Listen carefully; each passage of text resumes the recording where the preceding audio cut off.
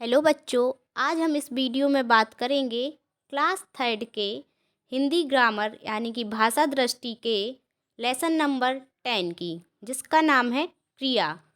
तो क्रिया क्या होती है, क्रिया की परिभाषा, क्रिया के कितने भेद होते हैं, क्रिया कहाँ प्रयोग की जाती है, इस सब के बारे में हम इस लेसन में पढ़ेंगे। तो चलिए पहले हम लेसन को रीड करते हैं, फिर उसको समझते हैं।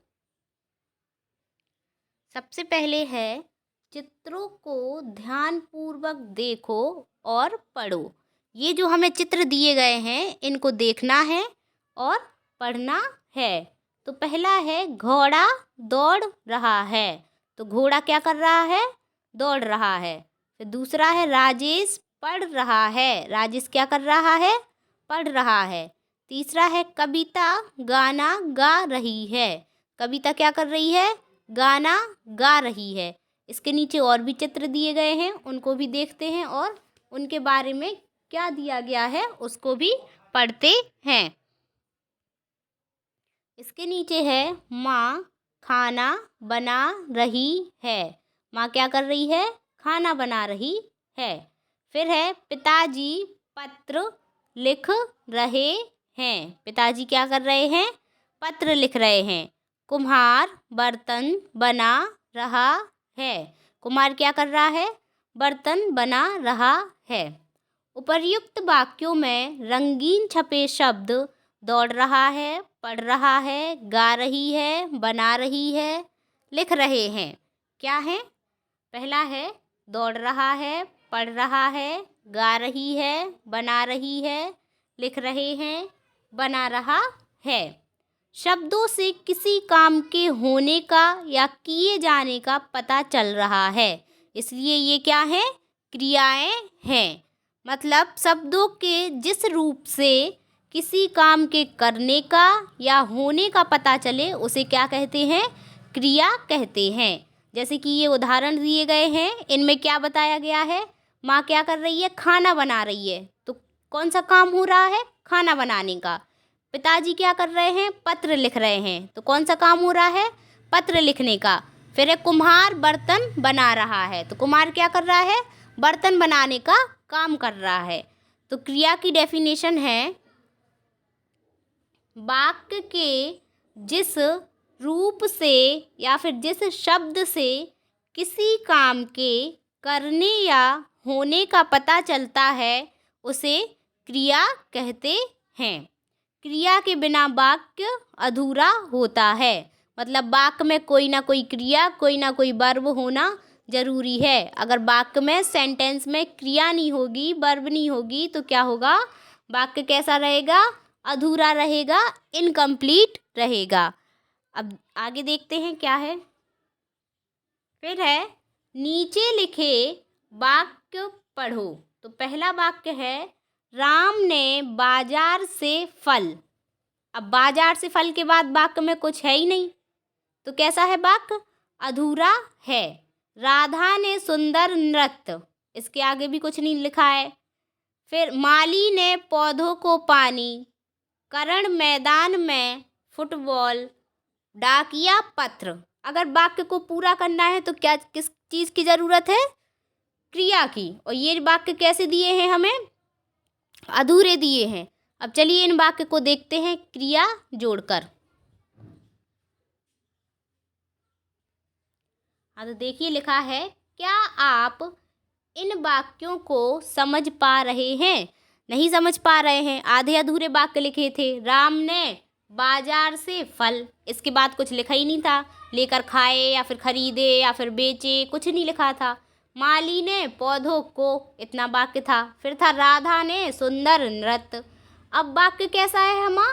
पूरा है। राम ने बाजार से फल खरीदे, माली ने पौधों को पानी दिया। फिर है, राधा ने सुंदर नृत्य दिखाया, डाकिया पत्र लाता है, करण मैदान में फुटबॉल खेल रहा है। उपर्युक्त वाक्यों में क्रिया लग जाने के बाद वे अधिक स्पष्ट, शुद्ध और पूर्ण हो गए हैं। जब तक वाक्यों में क्रिया नहीं थी तो वाक्य कैसे थे? अस्पष्ट भी थे, अशुद्ध भी थे और इनकम्प्लीट भी थे, अपूर्ण भी थे। लेकिन इनमें क्रिया लगा दी गई है तो क्या हो गया है? वाक्य कैसे हो गए हैं? शुद्ध हो गए हैं और कैसे? पूरे हो गए हैं। पहले वाक्य में लगा दी है खरीदे, फिर दिया, दिखाया, लाना, खेलना। ये क्या लगा दी गई हैं? क्रियाएं। क्रियाओं को जोड़कर वाक्य को कैसा कर दिया गया है? पूरा। इसके बाद क्या है? फिर है क्रिया पर लिंग और वचन का प्रभाव पड़ता है। सही बात है, क्रिया पर लिंग और वचन का प्रभाव पड़ता है। अगर जैसे लड़का खेल रहा है हम बोल देते हैं, लेकिन अगर लड़की खेल रही है तो रहा का क्या कर देते हैं हम लोग? रही है। इस तरीके से क्रिया पर लिंग और वचन दोनों का प्रभाव पड़ता है। तो देखिए लिखा है, वाक्यों में क्रिया शब्दों का रूप कर्ता के लिंग और वचन के आधार पर बदलता है। कर्ता जो कार्य करने वाला होता है, ठीक है, या फिर जो कार्य करता है वो, ठीक। तो क्रिया शब्दों का रूप कर्ता के लिंग और वचन के आधार पर बदलता है। कर्ता का लिंग कौन सा है? ठीक है, स्त्रीलिंग है, पुल्लिंग है। वचन कौन सा है? एक वचन है, पुल्लिंग है। ये सारी चीज़ें इन्हीं के आधार पर क्या होता है? क्रिया पर प्रभाव पड़ता है, या फिर क्रिया पर लिंग और वचन का प्रभाव पड़ता है। पहला सेंटेंस दिया है, लड़का खेल रहा है, तो इसमें क्या है? एक वचन है और पुल्लिंग है। फिर है बैल घास चर रहा है, ये भी क्या है? पुल्लिंग है और एक वचन है। इसके नीचे है, लड़की खेल रही है, गाय घास चर रही है। तो पहले क्या था? लड़का खेल रहा है, ठीक है, तो लड़का क्या था? पुल्लिंग। तो क्रिया में क्या, क्रिया शब्द कौन सा यूज हुआ? रहा है। इधर लड़की क्या है? स्त्रीलिंग, तो क्रिया शब्द कौन सा प्रयोग हो गया? रही है। इसी तरीके से उधर क्या था? बैल, बैल क्या था? पुल्लिंग, तो बैल घास चर रहा है। लेकिन जब लिंग बदला तो क्या हो गया? गाय घास चर रही है। इस तरीके से क्रिया पर लिंग और वचन का प्रभाव पड़ता है। तो नीचे लिखा है, उपर्युक्त वाक्यों में खेल रहा है, चर रहा है, क्रिया शब्द संज्ञा के पुल्लिंग होने का तथा नीचे दिए गए वाक्यों में रही है, चल रही है, क्रिया संज्ञा के स्त्रीलिंग होने का संकेत दे रहे हैं।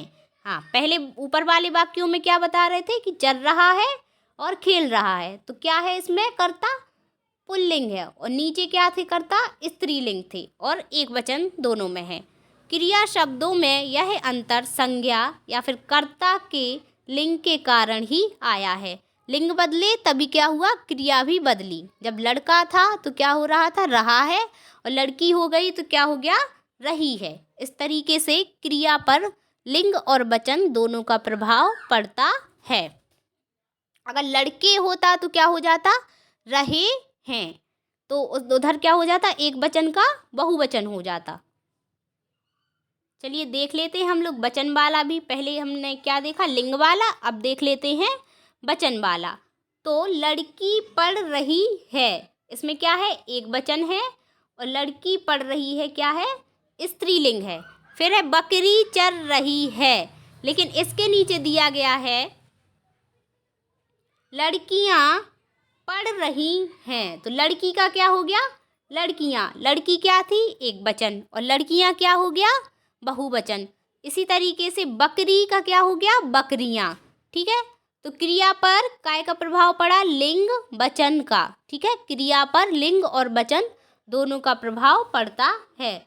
उपर्युक्त वाक्यों में पढ़ रही है तथा चल रही है क्रियाएं संज्ञा के एक वचन होने तथा नीचे दिए वाक्यों में रही है तथा चल रही है क्रियाएं संज्ञा के बहुवचन होने का संकेत दे रही हैं। ऊपर के वाक्यों में क्या लिखा था? चल रही है, ठीक है, और लिखा था पढ़ रही है, तो उससे क्या पता चल रहा था? एक वचन है।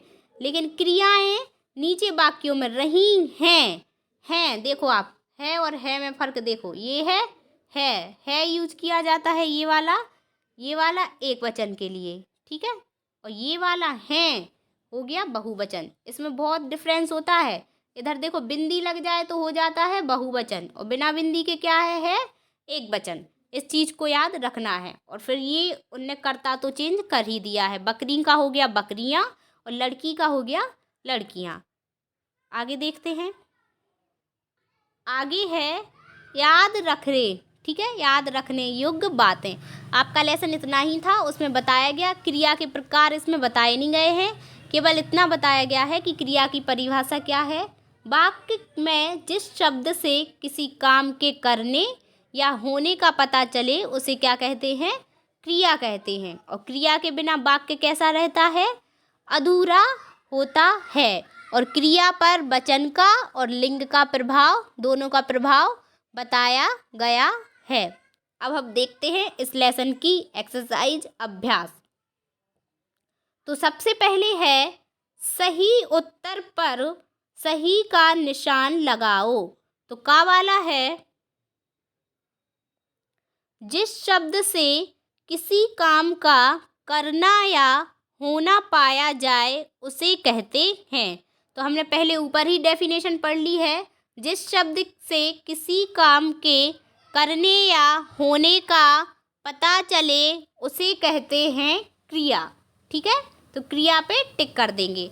सेकंड है क्रिया के बिना अधूरा रहता है। क्रिया के बिना क्या अधूरा रहता है, वाक्य। तो सेकंड नंबर पे वाक्य लिखा है, उस पे टिक कर देंगे। थर्ड वाला है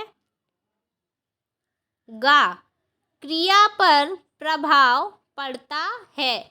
तो क्रिया पर किस किस चीज़ का प्रभाव पड़ता है, लिंग का और वचन का। तो वचन इसमें दिया नहीं है, लिंग दिया है, तो लिंग पे क्या कर देंगे हम लोग, टिक कर देंगे। लिंग पे कर देंगे टिक। नीचे है निम्नलिखित वाक्यों में से क्रिया शब्द छांट कर लिखो। ये हमें वाक्य दिया गया है, इसमें से क्या लिखना है, हमें क्रिया शब्द को छांट कर लिखना है। तो अध्यापिका पढ़ा रही है। अब अध्यापिका कौन सा कार्य कर रही है, किस कार्य की करने का बोध हो रहा है, पढ़ाने का। तो पढ़ा रही क्या हो जाएगा, क्रिया। तो बगल में हम लोग लिख देंगे पढ़ा रही। फिर है सुरेश फूल तोड़ रहा है। तो सुरेश कौन सा कार्य कर रहा है, फूल को क्या कर रहा है, तोड़ रहा है, तोड़ना। तो इधर क्या हो जाएगा, तोड़ रहा क्रिया हो जाएगी। इसके बाद है मदारी बंदर को नचा रहा है। तो मदारी क्या कर रहा है, बंदर को नचाने का काम कर रहा है। तो क्रिया क्या हो जाएगी, नचा रहा। इसको हम लोग इधर लिख देंगे बगल में, नचा रहा। फिर है धोबी कपड़े धो रहा है। तो धोबी क्या कर रहा है, कपड़े धोने का कार्य कर रहा है। तो धो रहा क्या हो जाएगा, क्रिया। इसके नीचे क्वेश्चन है, थर्ड वाला क्वेश्चन देखेंगे हम लोग। दिए गए क्रिया शब्दों का वाक्यों में प्रयोग कीजिए। ये क्रिया शब्द हमें दिए गए हैं, सोना, पढ़ना, तैरना, हंसना। इनका क्या करना है, हमें क्रिया शब्दों में प्रयोग करना है, या फिर वाक्यों में इसको क्रिया के साथ प्रयोग करना है। तो हम इसके वाक्य बना लेते हैं, कोई बड़ी बात नहीं है। पहला है सोना। तो सोना का क्या कर देंगे, पहले से दिया है आपकी बुक में, जयेश सो रहा है। जयेश क्या कर रहा है, सो रहा है। तो क्रिया क्या हो जाएगी, सोना। जयेश से किस काम का बोध हो रहा है, सोने का। ठीक है, फिर है पढ़ना। तो दूसरा वाक्य हम लोग बना लेंगे, गीता पढ़ रही है। गीता क्या कर रही है, पढ़ रही है। गीता कौन सा काम कर रही है, पढ़ रही है। फिर है तैरना, रमा तैर रही है। इसको भी वाक्य में प्रयोग कर लेंगे। फिर है हंसना, कविता हंस रही है। ये भी हो जाएगा। इस तरीके से आपके 4 वाक्य प्रयोग हो गए, सोना, पढ़ना, तैरना, हंसना। इसके आगे देखते हैं। 4 आपके हो गए हैं, सोना, पढ़ना, तैरना, हंसना। अब है रोना। तो रोना का कर देंगे, बच्चा रो रहा है। कौन सी क्रिया कर रहा है, बच्चा रो रहा है। तो कौन सी क्रिया है, रोना। ठीक है, इधर आपके पहला, दूसरा और तीसरा क्वेश्चन खत्म होता है। पहले क्वेश्चन में थे आपके सही विकल्प चुनने थे, फिर दूसरे में थे आपके चित्रों को देखकर क्रिया बतानी थी या फिर क्रिया छांट कर लिखनी थी। तीसरा था आपको जो क्रिया शब्द दिए गए हैं उनको वाक्यों में प्रयोग करना था। अब फोर्थ वाला क्वेश्चन है, निम्नलिखित प्रश्नों के उत्तर लिखो। तो पहला प्रश्न है, क्रिया किसे कहते हैं। लेसन के स्टार्टिंग से ही हम यही चीज़ पढ़ते आ रहे हैं, यही चीज़ डिस्कस करते आ रहे हैं, क्रिया किसे कहते हैं। इधर हमें क्रिया की परिभाषा लिखनी है, तो लिखी है परिभाषा, वाक्य के जिस शब्द से किसी काम के करने या होने का पता चले उसे क्रिया कहते हैं। वाक्य के जिस शब्द से किसी काम के करने, या तो वो कोई काम कर रहा है या फिर वो कोई कार्य हो रहा है, इसका पता चले तो उसे क्या कहते हैं, क्रिया कहते हैं, वर्ब कहते हैं। फिर अगला क्वेश्चन है खा वाला, क्रिया को वाक्य में महत्वपूर्ण क्यों माना जाता है। क्रिया को वाक्य में महत्वपूर्ण इसलिए माना जाता है क्योंकि क्रिया के बिना वाक्य अधूरा होता है। अगर वाक्य में क्रिया नहीं होगी तो वाक्य कैसा होगा, अधूरा होगा। इसलिए वाक्य में क्रिया का होना कैसा है, जरूरी है। इस तरह से हमने इस लेसन में क्रिया के बारे में पढ़ा, क्रिया की परिभाषा पढ़ी, क्रिया पर किस चीज़ का प्रभाव पड़ता है, लिंग का पड़ता है, वचन का पड़ता है, और अगर वाक्य में क्रिया नहीं होगी तो वाक्य कैसा होगा, अधूरा होगा। इस तरीके से आपका क्लास 3 हिंदी ग्रामर का जो लेसन है 10 क्रिया, वो कंप्लीट होता है। पूरा डिस्कस हमने कर लिया है, लेसन भी डिस्कस कर लिया है, एक्सरसाइज भी डिस्कस कर ली है। इसको आपको अपनी फेयर नोटबुक पे करना है। आफ्टर विंटर वेकेशन आपका पूरा होमवर्क चेक किया जाएगा। Thank you, have a nice day.